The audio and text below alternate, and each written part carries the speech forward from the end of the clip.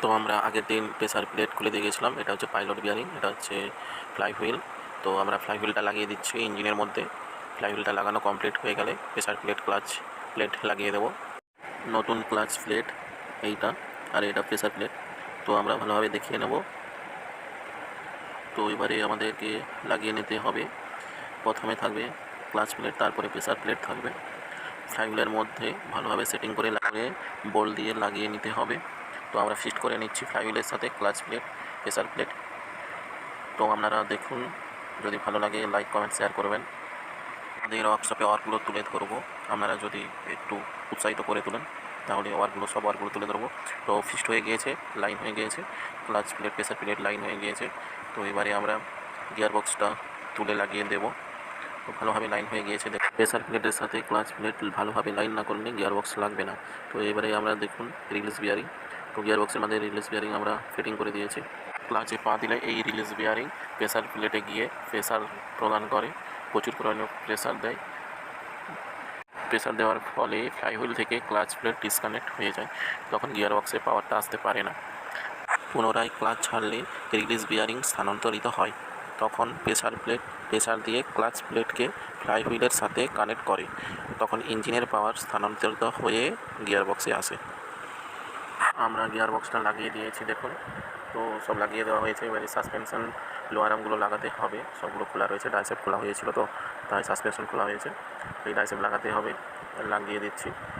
তো এই যে ডাইসেপটা খোলা রেখেছি, ডাইসেপটা গিয়ার বক্সে ঢুকিয়ে দিতে হবে। তো আপনারা সঙ্গে থাকুন, সব কিছুই হওয়ার কাজ দেখাবো। এই যে আমাদের ডাইসেপ লাগানো হয়ে গিয়েছে, মাউন্টিংও লাগানো হয়ে গিয়েছে, সাসপেনশন ফিটিং হয়ে গিয়েছে। তো আমরা গাড়িটাকে এবার নামাবো। সব কিছু ফিটিং হয়ে গিয়েছে। ওপরে একটু কাজ বাকি রয়েছে, গাড়িটাকে লিফট থেকে নামাতে হবে। লিফটটা নামানো হচ্ছে।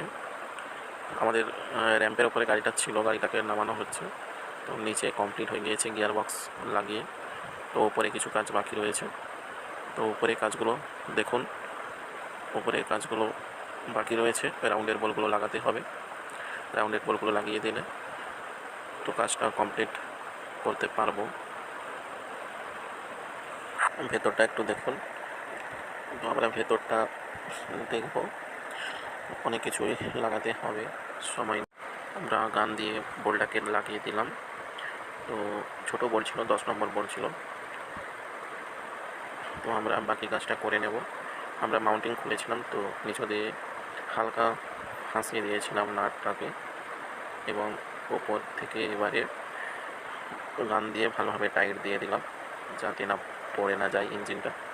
ভালো করে টাইট দিয়ে, গান দিয়ে টাইট করে, আমরা হাত দিয়ে টাইট করে চেক করে নেব যে কেটে গেল কি না। কেটে যাওয়ার সম্ভাবনা থাকে গান দিয়ে টাইট করলে।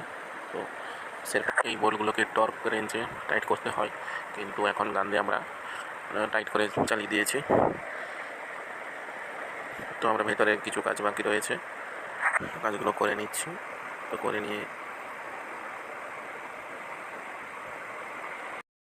তো আমাদের কাজ কমপ্লিট হয়ে গিয়েছে। তো এখন গিয়ার অয়েলটা ড্রিল করেছিলাম, গিয়ার অয়েলটা ঢালা হচ্ছে। গিয়ার অয়েলটা ঢালা কমপ্লিট হলে আমরা ইঞ্জিনটা স্টার্ট করব এবং আমরা টেস্টে যাব, রোড টেস্টে যাব। গিয়ার অয়েলটা ঢালা কমপ্লিট হয়েছে।